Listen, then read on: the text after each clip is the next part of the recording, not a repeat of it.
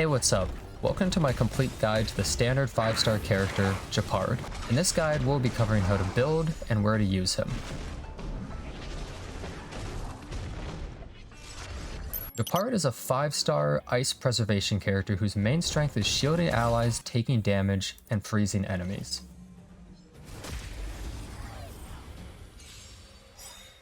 One of his greatest strengths is having a much higher than normal chance to be attacked due to his trace. His first skill, Fist of Conviction, punches the enemy for a bit of damage. I'm not really sure why he punches them though when he has the shield. His skill, Daunting Smite, has a large chance to freeze enemies while also doing some extra damage when they take their turn.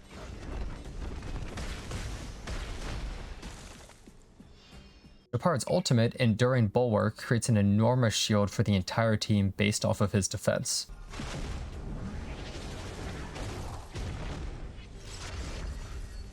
His talent, Unyielding Will, causes him to regain health once per battle when an attack would normally incapacitate him. Finally, his technique out of combat is Camaraderie.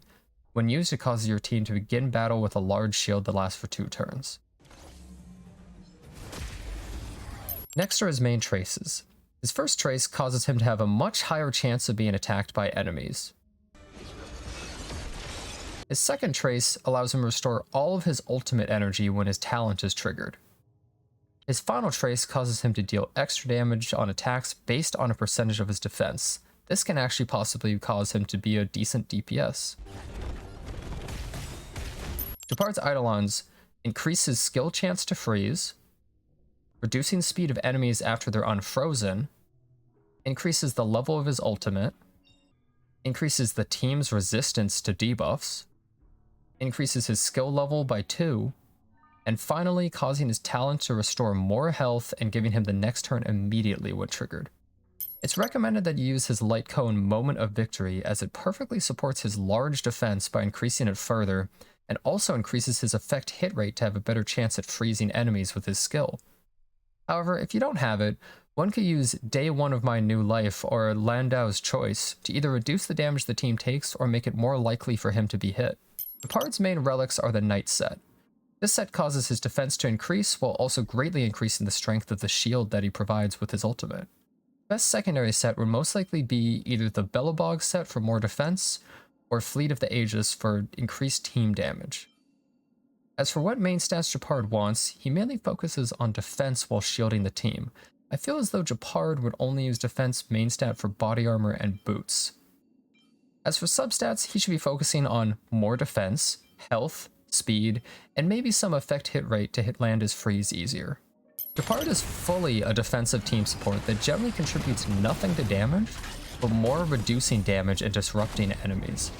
If someone like Gepard and a healer at the same time are used on a team, it can feel as though it's almost impossible to ever die with how much damage reduction you get, while it also takes the majority of the attacks.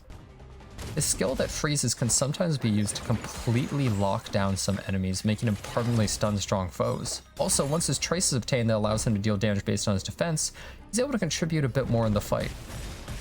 When used in Simulated Universe, his shield can become an insane source of quake damage that can completely wipe out groups of enemies. Gepard's downsides would be that he doesn't deal that much damage even with his trace overall, and he isn't always needed. A lot of the time his job can be done by a healer, and if you're rushing a farm quickly or have limited turns, he's unable to contribute that much. His talent also normally will not come in handy because he rarely will die, and when he does, it may mean some of your less tanky characters already have. He has no area damage, and he isn't always able to freeze enemies, so sometimes his turns can feel a bit weak. Also, his ultimate usually takes a little while to charge on his own unless he's being attacked a lot. The more difficult the content usually, the more useful he is, but likewise, if the content isn't really that hard, like a boss battle, he may not be too required. That's all for now. I hope this video helped you in some way. Don't forget to like the video or subscribe to the channel, and I hope to see you next time.